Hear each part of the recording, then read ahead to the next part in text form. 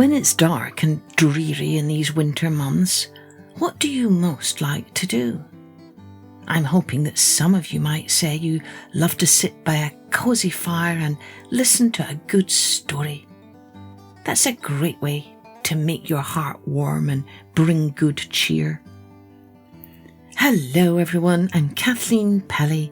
Welcome to the special omnibus edition of Journey with Story, where you can listen to all of this month's episodes in one single sitting. Oh, mums and dads, and all of you grown-ups, you might be interested in a little handout that I have available on my website that gives you lots of tips on raising kids who love to read. Of course, I know you're interested in that because you're already sharing this storytelling podcast with your little ones. So go to www.journeywithstory.com and click on the Resources tab at the top. And you can also find the link in our episode notes. Now, let's take an omnibus journey with Story.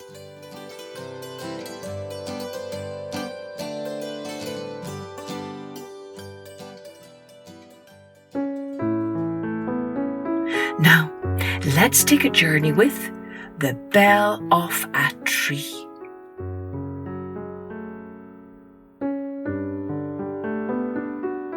A long time ago in Italy, there was a good king who wanted all the people in his kingdom to be treated fairly. He asked for a tower to be built in the town of Atri, and a grand bell to be hung there. When the bell tower was finished, the king came to see it, as all the people of Atri gathered in the market square. "The bell is for everyone in the town," the king explained. "The bell rope is long enough for any man, woman or child to reach. If someone treats you badly, you only have to ring the bell and one of my judges will come right away to set things right and see that justice is done." The people of Atri were very grateful to the king, and just as the king had promised, every time someone rang the bell, a judge came at once to make sure that every injustice was put to right, no matter even if the troubles were of the smallest child. As years passed, people learned that it was best to be kind and fair to one another, and so the bell of Atri was now hardly ever rung at all. One morning, the mayor of the town was walking past the tower and noticed that the bell rope had frayed away at the end. "We must replace this rope," the mayor told his secretary. "The king insisted that it should be long enough for every man, woman and child to reach." "But there is no rope maker in Atri," said the secretary. "I shall have to send for a new one to be made elsewhere." "Then that is what we'll do," agreed the mayor.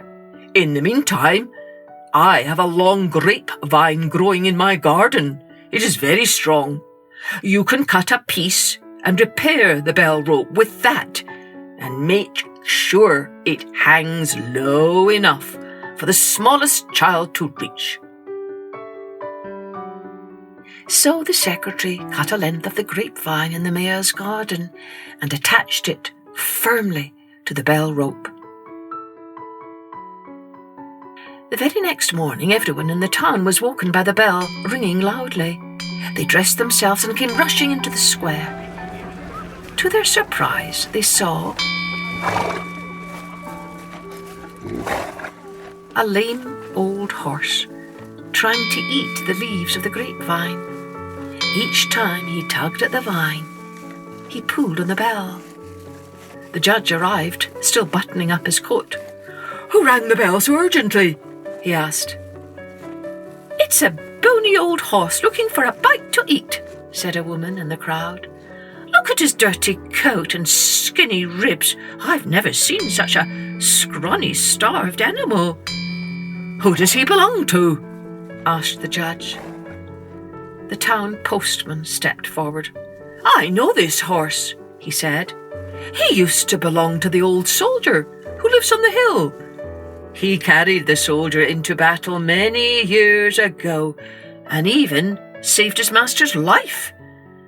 When they came home from the war, he worked on the soldier's farm until he was too old and weak to pull the plough. But instead of giving him a stable and a well-earned rest, his master turned him away and left him wandering through the world without a home, living on whatever he could find to eat at the roadside." The judge listened with a frown.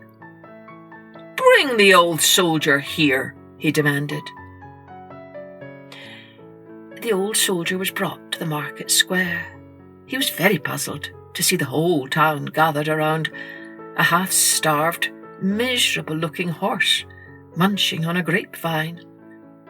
"Is it true that you unfairly abandoned this poor horse who served you faithfully for many years?" asked the judge. Then the old soldier looked again, and this time he recognized the poor creature before him, and he bowed his head in shame. "I order you to take him home and give him a comfortable stable and feed him well." The old soldier agreed. "I see I have treated you most unfairly, my friend," he said to the horse. "From now on, I promise I will take very good care of you. You shall want for nothing." The judge smiled with satisfaction. "The king will be pleased to hear that even a horse may pull the bell of Atri to see that justice is done," he said. Then the old horse nuzzled his master happily, and the good people of Atri cheered with all their might.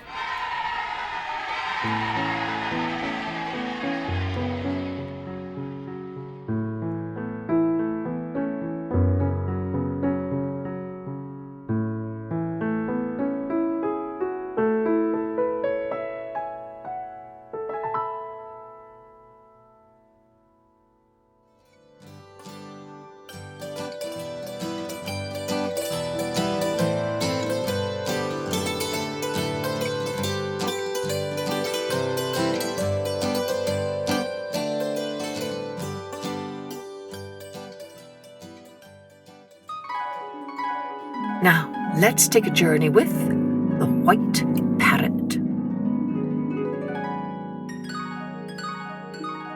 Once upon a time, in a city in Spain, a brother and a sister lived with their father in a happy little home. They were especially proud of their inner courtyard, which was full of rare plants. Their mother was dead, and so little Mariquita was mistress of the house. She was a splendid housekeeper, and everything about the place was always bright and shining. One day, an old woman came to the door when Mariquita was at home alone. She knocked, and Mariquita ran to open the door. "How do you do, little girl? Is your father at home?" asked the old woman. Mariquita replied that he was away. "Is your brother at home?" asked the old woman. Mariquita replied that he too was away from home that day. "Oh, what a pretty home you have," said the old woman. "It is quite the most attractive place in the town." Mariquita threw wide the door. "Come inside, please," she said. "I love to show visitors about. I want you to see what a pretty courtyard we have." The old woman admired everything about the house. When she saw the patio, she said that it was very attractive. There was only one thing that it was lacking. It needed a fountain of silver water. "I never saw a fountain of silver water," said little Mariquita. "I'd like to have one, but I don't know where I could get one. That is easy," said the old woman. "All you have to do is to go to a certain place with a little jar and bring home the jar full of water from the fountain you will find there. When you put it in the courtyard, it will instantly become a fountain of silver water. I'll tell you exactly where to go to get it." When Mariquita's father and mother came home, they found her crying. "What is the matter?" they asked in alarm. She was such a happy little maid that they were not in the habit of seeing tears upon her cheeks. "I want a fountain of silver water for our patio," cried Mariquita. "I'll never be happy again until I have one." "Oh, what nonsense!" cried her brother. "We do not need a fountain of silver water in our patio. It is pretty enough as it is," said the father, shaking his head. "I know just where to go to get water to make one," cried Mariquita. "It is the easiest thing in the world to get it. I'll never be happy until I have it." She kept on crying until at last her brother decided to go in search of the water for her. He took a jar with him. When he had gone a long distance, he encountered a little old man standing in the middle of the road. "Where are you going, my lad?" asked the old man. "Who hates you so much as to send you into these parts?" "I am in search of a fountain of silver water for our patio at home," replied the boy. "An old woman told my sister about it, and now my sister will never be happy again until she has one." "Oh, there is great danger in getting this water," said the little old man thoughtfully. "You appear, however, to be a wise lad, and perhaps will succeed. The fountain where you are going is guarded by a fierce lion. If he has his eyes closed, he can see you. But if his eyes are open wide, he is fast asleep. Wait carefully until you are sure his eyes are open, then fill your jar with water and run away as fast as you can." The lad did exactly as the little old man told him and waited until the lion's eyes were wide open. Then he filled his water jar and hurried home with it as fast as possible. When he emptied the jar of water in the patio, at once it changed into a lovely little fountain of silver water. Mariquita clapped her hands in joy, and even her father admitted that it was a great ornament to the patio. "Oh, I am so happy!" cried Mariquita. "The fountain of silver water is the loveliest thing I've ever seen."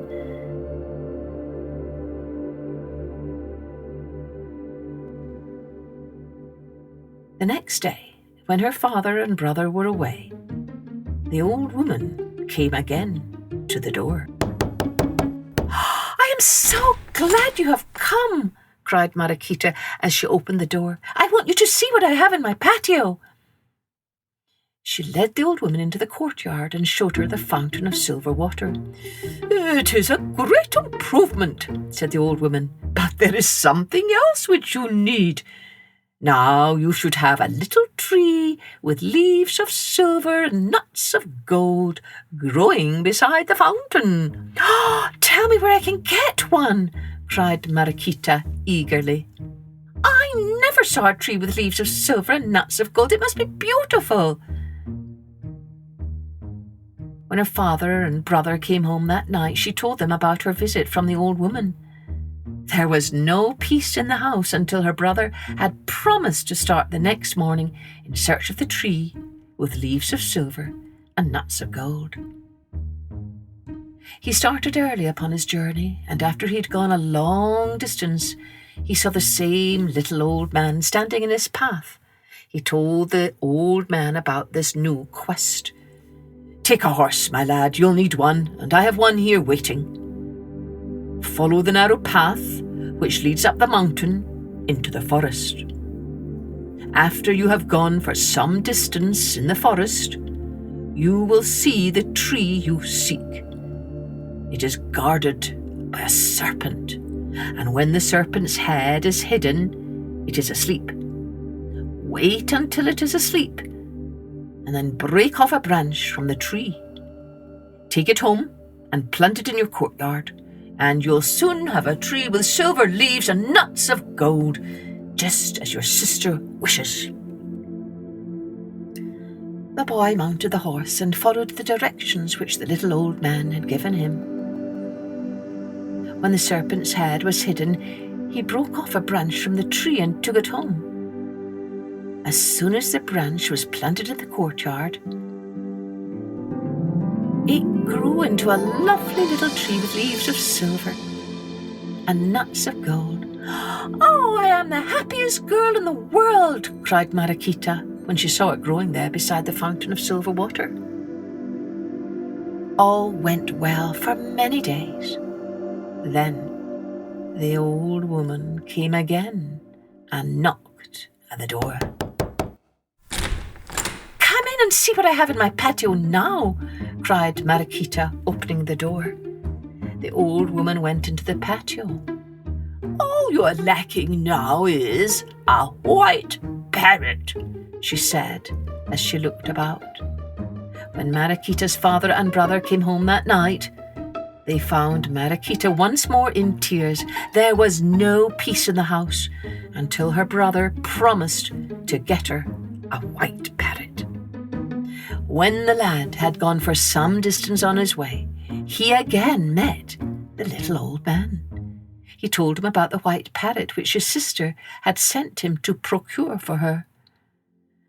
"Perhaps you'll be able to get this white parrot for your sister," said the little old man, "but it is a very dangerous undertaking. You will travel on and on until you come to a lovely garden, the most beautiful garden you've ever seen.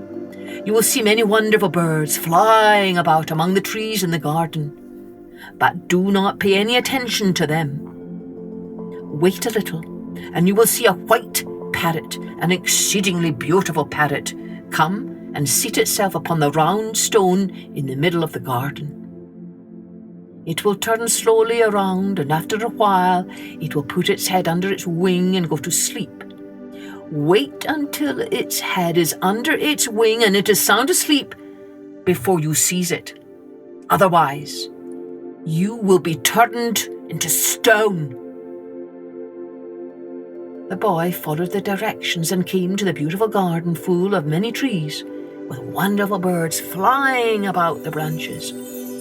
He waited until a white parrot came flying down out of the treetops, alighting on the round stone in the centre of the garden. It was the most beautiful bird he had ever seen, far lovelier than he had expected. The white parrot turned slowly round and round upon the stone, and finally it put its head under its wing.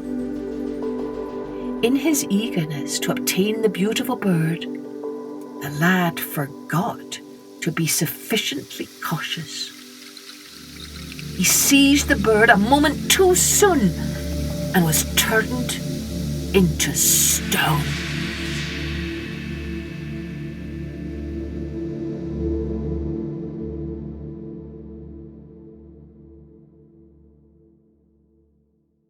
Mariquita awaited her brother's return anxiously. As the days and weeks passed by and he did not come, her grief knew no bounds. "Some evil has befallen my brother," she cried over and over again. "It is all my fault. It was my foolish wish for a white parrot which sent him away from our happy home. Why was I so foolish as to listen to the old woman?" At last Mariquita could endure her anxiety no longer, and she decided to go in search of her brother. As she went on her way, she encountered a little old man in her path. "Have you seen a lad pass by some weeks ago? A handsome lad with deep dark eyes and waving dark hair upon his brow?" Mariquita asked eagerly. "I'm sure you would remember him if once you saw him." The little old man replied that he knew her brother well. Then he told her of the dangers which attended the quest of the white parrot. "I know my brother has been turned into stone," cried Mariquita. "What shall I do? It was all my fault. It was I who sent him in search of the white parrot. Why did I ever listen to the old woman who came to my door?" "Be careful that you do not meet the same fate as your brother," said the little old man. "Now that you have gone so far on the way, there is no turning back." All will be well if you do not try to seize the bird too soon. Mariquita journeyed on until finally she came to the beautiful garden. She waited quietly until she saw the wonderful white parrot come flying down to the round stone in the middle of the garden. Slowly it turned around upon the stone.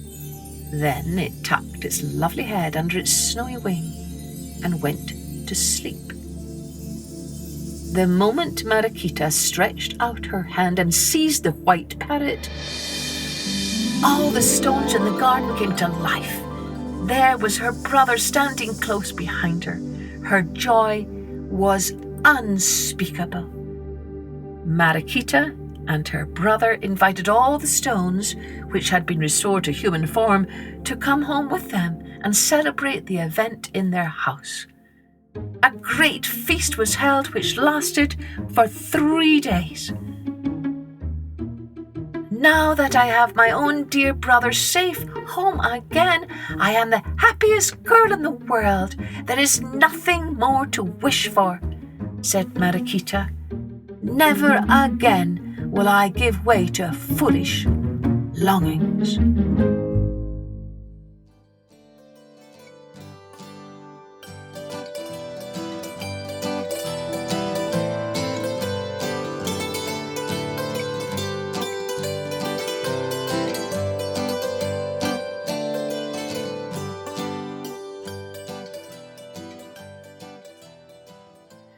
Let's take a journey with the Silver Flute.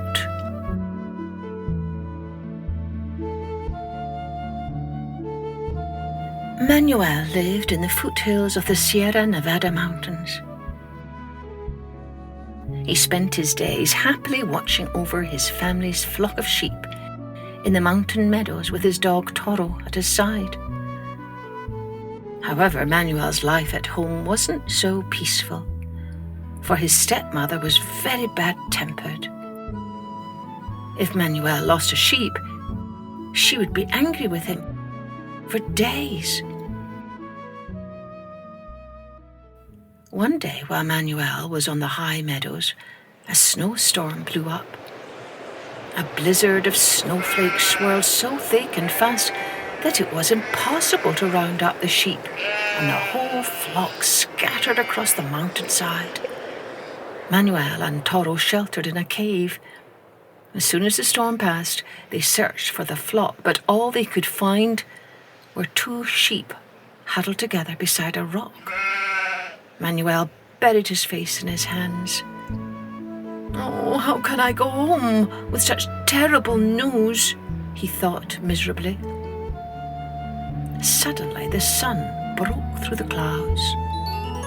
Something made Toro growl. Manuel looked up and opened his eyes. Before him was a tall, mysterious woman in a black shawl. She stood calmly gazing at him with bright eyes. "I see you are in trouble," she said. "Yes," replied Manuel. "I've lost all my sheep except these 2. The woman produced a small silver flute from her pocket. She looked at it thoughtfully for a moment and then handed it to Manuel. He stared at the beautiful instrument, which was decorated with tiny pomegranates, the fruits of that land. But when he looked up to thank the woman, she had vanished as mysteriously as she had appeared. Manuel put the silver flute to his lips and was surprised to find he could play a tune.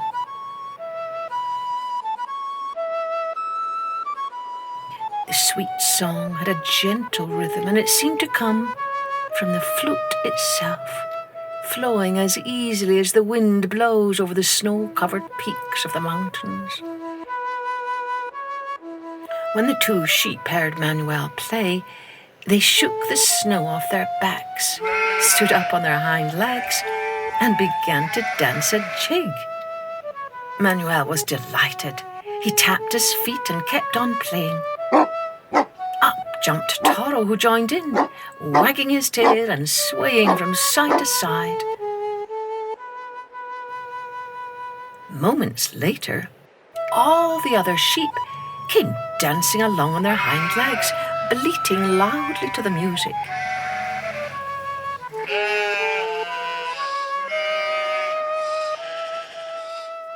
Manuel stopped playing and roared with laughter at the sight. As soon as the music was over, the sheep dropped onto their 4 feet and nosed around in the snow for grass to eat. And Toro stopped dancing and sat at his master's side. From that day, Manuel always took his silver flute up into the mountains to play. However, dancing day after day made the sheep grow exceedingly thin. When Manuel's stepmother noticed this, she scolded him fiercely, but Manuel paid no attention to her. "Now I have my flute. I shall leave here and go out into the world to seek my fortune," he told Toro. Nothing made the stepmother more furious than being ignored. She opened her mouth to give Manuel the biggest scolding of his life, but before she could speak, he pulled the flute out of his pocket and began to play. Suddenly, this stepmother found herself starting to dance. Round and round the kitchen she spun, unable to stop. In desperation, she shouted for help, but nobody else was home. She had no choice but to follow Manuel as he led her onto the road and high up into the mountains. On and on the stepmother danced, whirling and spinning to the song of the Silver Flute, with Toro dancing behind. Where Manuel left her and where he went to, nobody ever knew. But if you hear a flute and find yourself dancing, you may guess he is somewhere nearby.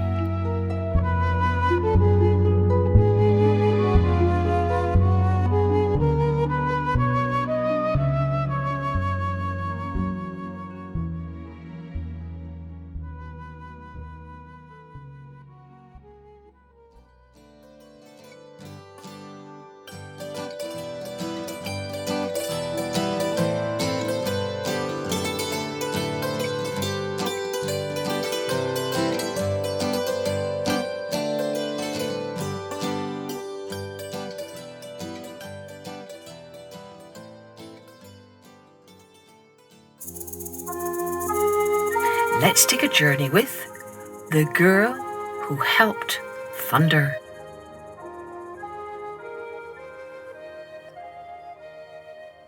Long ago, there lived a Muskogee girl who was very clever with a bow and arrow. She learned how to shoot by watching her brothers and spent many hours practicing with her bow. When she was old enough, they let her take part in their target shooting contests, and she earned great praise for her skill. Every winter, the girl watched her uncles go off to hunt in the mountains. She longed to go with them and use her bow to help her people. At last, the day came when her uncles invited her to join the hunting party. The girl followed them along the trail into the mountains, proudly carrying her bow and a quiver of arrows on her back. However, when they reached the campsite, she was told to cook and take care of the fire while the men went off to hunt. Although she was disappointed, the girl did not complain. She collected firewood and carried out her duties as well as she could. One morning, while the girl was preparing cornmeal mush for the hunters to eat when they returned, she heard the sound of thunder. She stared up at the blue sky, puzzled for a moment, and then realized that the sound was coming from a stream nearby. The girl reached for her bow and hurried down to the water. Thrashing wildly in the middle of the stream was an old man trapped in the coils of a tie snake. As he struggled to free himself, he cried out with a voice of thunder. The tie snake lashed the water with its tail and tried to tighten its grip, flashing the white spot on its throat from side to side. The girl put an arrow to her bow. "Shoot the snake or he will drown me," shouted the old man. "Shoot the old man," hissed the snake, "or his thunder will kill you." The girl was unsure what to do. Then she remembered that thunder gave her people rain to make the corn grow. She aimed her arrow at the snake's white throat and let it fly.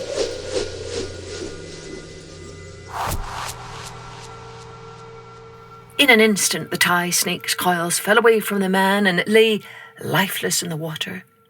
The old man, who was thunder, stepped out of the stream.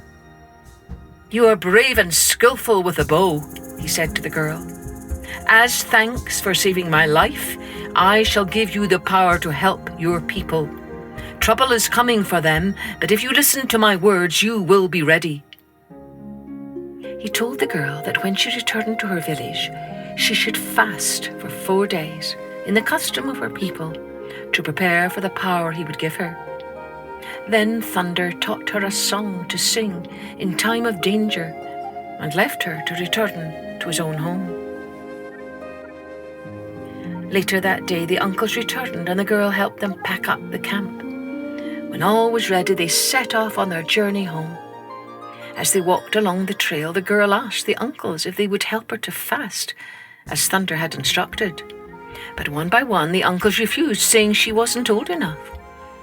Only the youngest uncle saw that she was strong, and so he agreed to help. When they were back in the village, he kept his promise. He stayed with her for 1 night in the sweat house, which was the custom of their people. Then he prepared a place where she could fast for 4 days. While she fasted, the girl thought about what the old man, who was Thunder, had told her. "I will give you the power to help your people." And his words kept her strong. Through the spring and summer months that followed, the girl practiced with her bow and arrows, for she remembered Thunder's warning that trouble was coming for her people.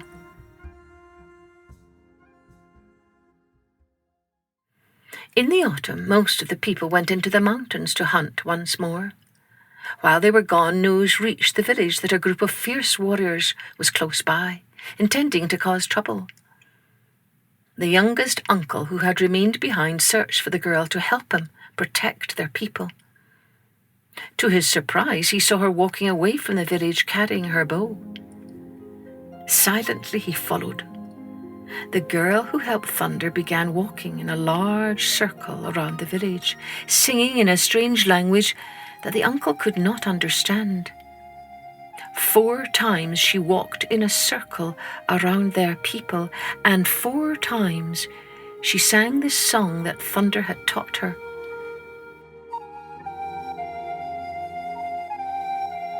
Suddenly, a shining rainbow appeared and lifted her high into the sky. The warriors stopped and stared up at the beautiful rainbow in surprise. At that moment, the sky was filled with a deafening roll of thunder. The girl raised her bow and shot white-hot bolts of lightning at the warriors' feet. With cries of alarm, they tried to flee, but they were all captured. Then the rainbow returned the girl to earth, and she stood before them. "Go back to your people," she said, "and tell them what happened here." The warriors took the warning back to their chief and never came to cause trouble again. Ever since that day, stories have been told about the girl who helped Thunder and the power she was given to save the lives of her people.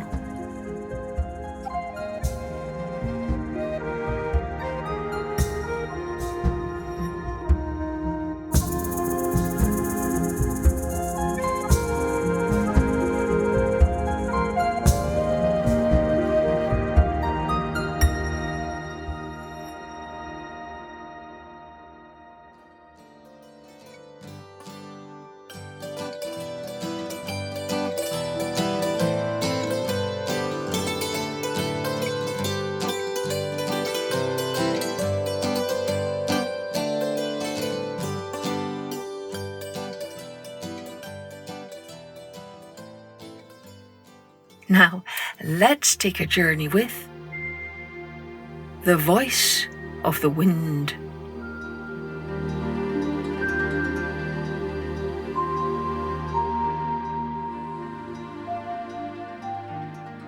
It is said that in ancient times there was no kingdom where Ethiopia is today. The land was ruled by a great serpent, Arwe, whose skin was as tough as iron and who was the length of a river. Arwe consumed all man's crops, his sheep, goats and cattle, and he demanded the daughters from the inhabitants of the land. And if they did not meet his demands, Arwe thrashed his tail in anger. The earth shook, and boulders fell from the hills. He was greatly feared by all. Then a stranger came to the land, and through his cunning ways he was able to destroy the serpent. But that is another tale that is not recorded here. Long, long ago, a farmer was harvesting his crop of cotton when a large snake slithered towards him. "Please hide me," the snake pleaded with the farmer. "My enemies are after me and I'll be killed." The farmer stepped back as he was afraid and he wanted to escape. But then he said, "Snake, although you are well known in this land for your bad deeds, in my view it is right to have compassion for one who is hunted." The serpent uncoiled itself under the gaze of the frightened farmer. Then the farmer said, "Snake, I'll hide you in that heap of cotton at the edge of my field." The snake had just been hidden when the hunters arrived with spears and hunting knives. Seeing the farmer, they confronted him, saying, "Have you seen that great forest snake that devours our goats and cattle? We are out to get him." "No," said the farmer. The hunters then rushed off to continue their search for their enemy. When the snake slid out of its warm hiding place in the pile of cotton, the farmer said, "Now, snake, go back to your home in the forest. I don't want to see you again." "But I'd rather stay here," answered the snake. "Your life is no longer in danger," said the farmer angrily. "Go at once." But the serpent suddenly wound himself around the farmer. "What are you doing?" cried the farmer, trying to shake off the snake. "I am hungry," said the snake boldly. "I shall have to eat you." "Wait," cried the farmer. "I saved your life, and now you wish to destroy me? I don't understand."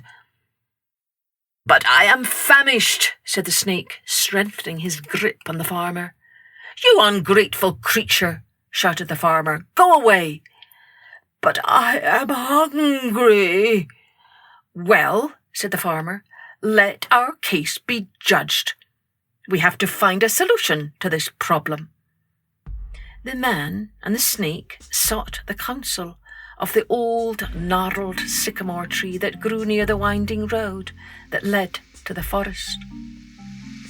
The tree listened attentively, then said, "Farmer, I stand beside this dusty road and offer my branches as shade to all the weary travellers that pass by this way. They rest peacefully in my shadow, then rise and chop off my branches to make axes and ploughs." "Yes, I know that they do," said the farmer. "Although I am generous to man, he is very ungrateful," said the tree. "Therefore I cannot judge this case in your favour."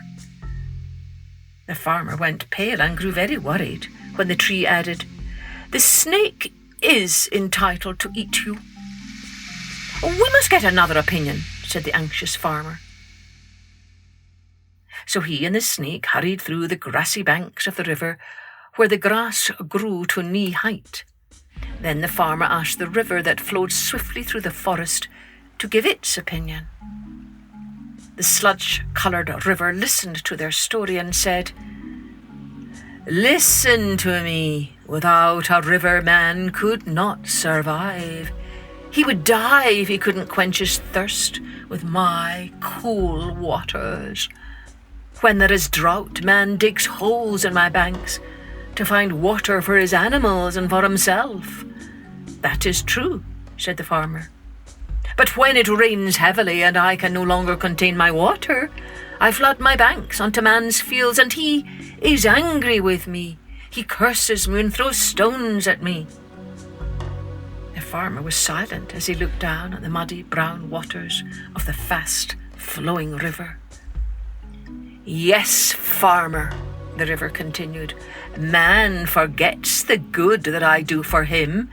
I have no use for man.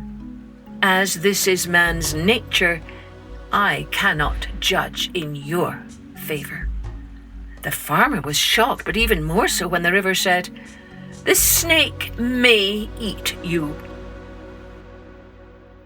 In desperation, the farmer told his story to the grass that rustled in the breeze that blew across the open land. The grass listened for a long time and then said, Farmer, I grow silently in this valley. I give food to man's cattle and goats. Man uses me to thatch the roof of his house as a means of protection. I am very useful to him. Yes, said the farmer, agreeing with the grass. He even uses me to make baskets for storing his food, continued the grass. And I continue to grow more for him. That is correct, said the farmer, trying again to shake off the snake. But what happens then? Queried the grass. When I am old and a little tough, man burns me.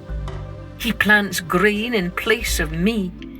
Then he weeds me out of the way and destroys me if I grow between his rows of planted seed.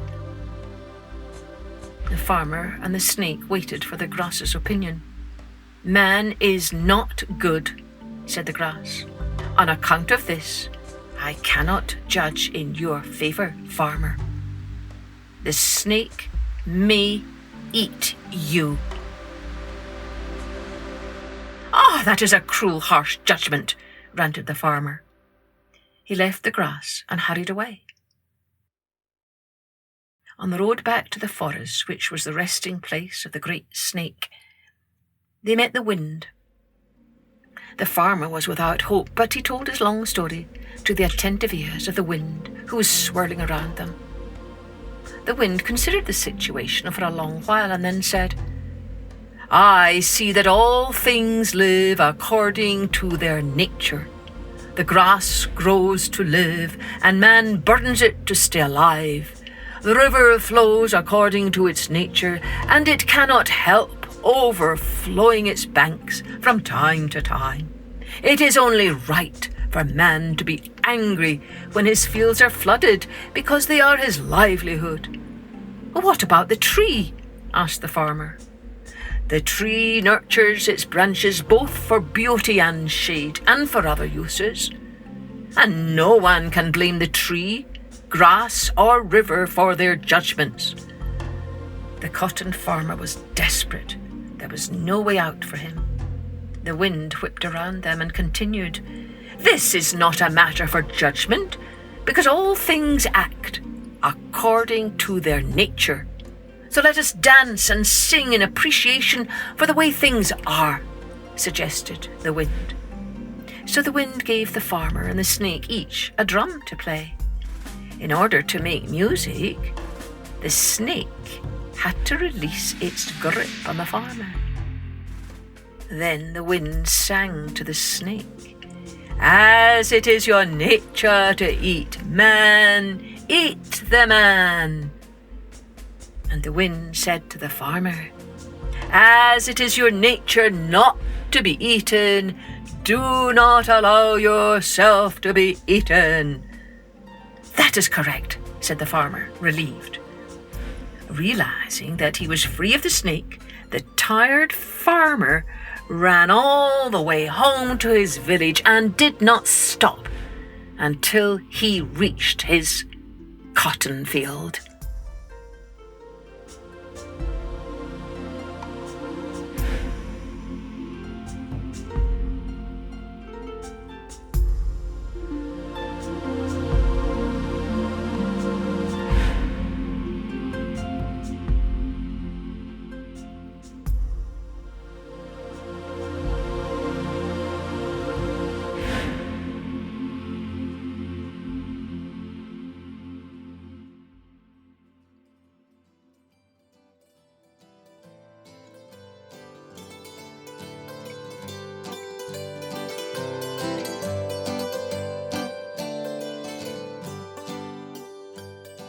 I hope you enjoyed this special omnibus edition of Journey with Story. And don't forget, if you had a favourite story, do let us know.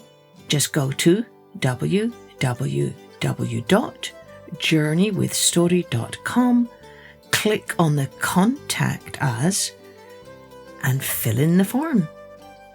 And if you want to be considered for a shout out on the show, send us your drawings there too. Click on Contact Us, fill in the form and attach your drawing there. You can also see the link in our episode notes. Cheerio then, join me next time for Journey with Story.